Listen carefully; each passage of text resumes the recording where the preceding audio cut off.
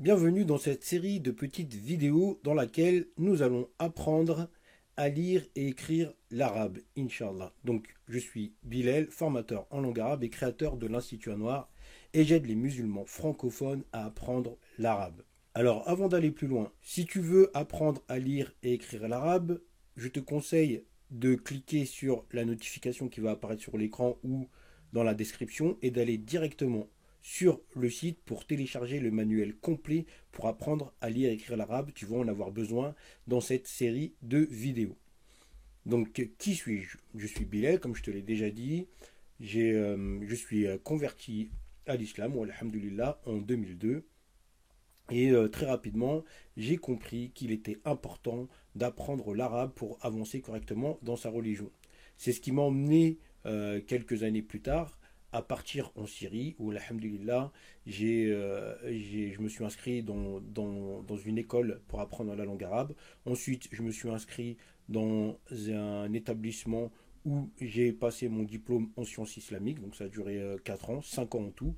Ensuite, j'ai également passé 2 années de master, biiznillah subhanahu wa ta'ala, et alhamdulillah, tout s'est bien passé. Donc aujourd'hui, après tout ça, j'ai décidé à mon tour de transmettre une partie de ce que j'ai appris, notamment à travers l'Institut Noir, qui est un établissement physique, et aujourd'hui, qui est un établissement sur Internet.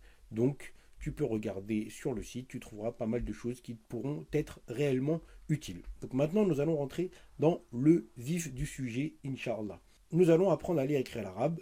Là, nous allons parler de la première étape qui concerne les lettres et le fonctionnement des lettres. Alors, comment fonctionnent les lettres arabes? Les lettres arabes s'écrivent de 4 manières et ont 3 positions.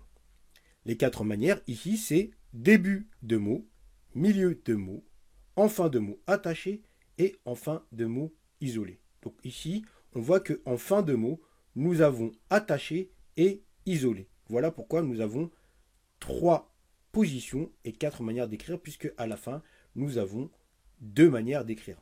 Donc, les 3 positions sont début de mot, comme on a vu ici, milieu de mot, comme on a vu ici, et fin de mot, comme on a vu ici et ici. Donc les deux ici, c'est fin de mot. Il y a une seule manière d'écrire la lettre au début du mot et au milieu du mot. Donc ici, on voit qu'au début du mot, ici j'ai la lettre mime qui correspond au M phonétiquement en français.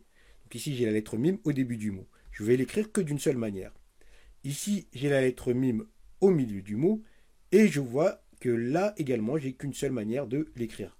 Alors qu'à la fin, je vais avoir 2 manières de l'écrire.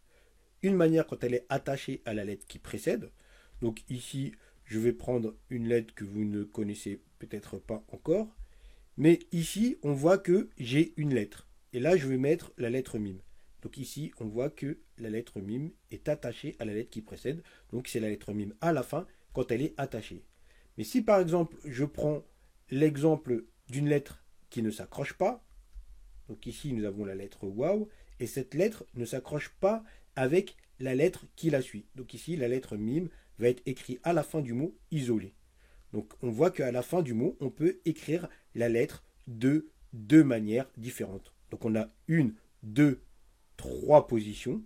Et la 3e position, on va écrire de 2 manières différentes si la lettre est attachée ou si la lettre est isolée parce qu'elle est précédée d'une lettre qui ne s'attache pas avec la lettre qui la suit.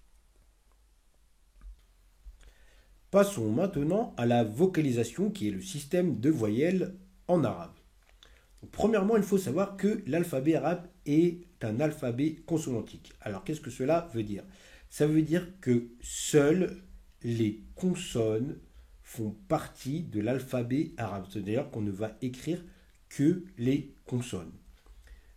On a ici, par exemple, la lettre Jim, qui correspond phonétiquement au français au D et au J ensemble, la lettre Mime, qui correspond phonétiquement au français à la lettre M, et la lettre Lam, qui correspond phonétiquement au français à la lettre L. On voit que si on essaye de lire ces lettres-là sans aucune voyelle, ce n'est pas possible. Jmul, c'est illisible et c'est incompréhensible. Donc, pour avoir les voyelles, on va vocaliser. Alors, qu'est-ce que c'est que la vocalisation? La vocalisation consiste à mettre des signes au-dessus ou en dessous de la lettre. Donc ici, on voit qu'il y a au-dessus et ici en dessous. Alors, on a la fatha pour le son A. Ici, le trait au-dessus de la lettre, c'est la fatha et on obtient le son A. On a la kasra pour le son I et c'est le trait en dessous de la lettre.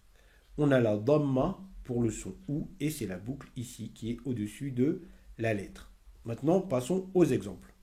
Pour obtenir le son ma avec la lettre mim, qui correspond au M français phonétiquement, on va mettre la fatha au-dessus de la lettre mim et on aura ma.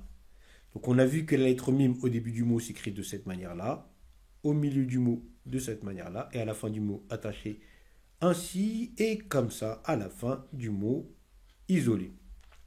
Pour obtenir le son mi avec la lettre mim, qu'est-ce qu'on va faire? On va mettre un trait en dessous, donc on va mettre la kasra et ça va nous donner le son mi. Pour obtenir le son mou, on va mettre la boucle au-dessus de la lettre mim et ça va nous donner le son mou. Donc ici, si je fais mim fatha, ça fait ma, mim kasra, ça fait mi, mim dhamma, ça fait mou. Mim fatha ma, mim kasra mi, mim dhamma mou. Alors, ici, nous avons dit que la lettre mim plus la fatha, ça faisait ma. Mim, fatha, ma. Nous avons dit que la lettre mim plus la kasra, ça fait mi. Donc ici, j'ai mim au milieu du mot plus la kasra, ça fait mi. Et ici, j'ai mim dhamma avec la lettre mim à la fin du mot attaché et isolé. Et dans les deux cas, ça fait mou. Dans la prochaine vidéo, nous allons voir la prolongation et nous allons voir également le tenwin. Surtout, n'oubliez pas de laisser un petit pouce bleu et de partager si vous avez aimé cette petite présentation et télécharger votre manuel sur le site, ça vous permettra de suivre sereinement le reste des cours. Barakallahu fikum wa assalamu alaikum wa rahmatullah.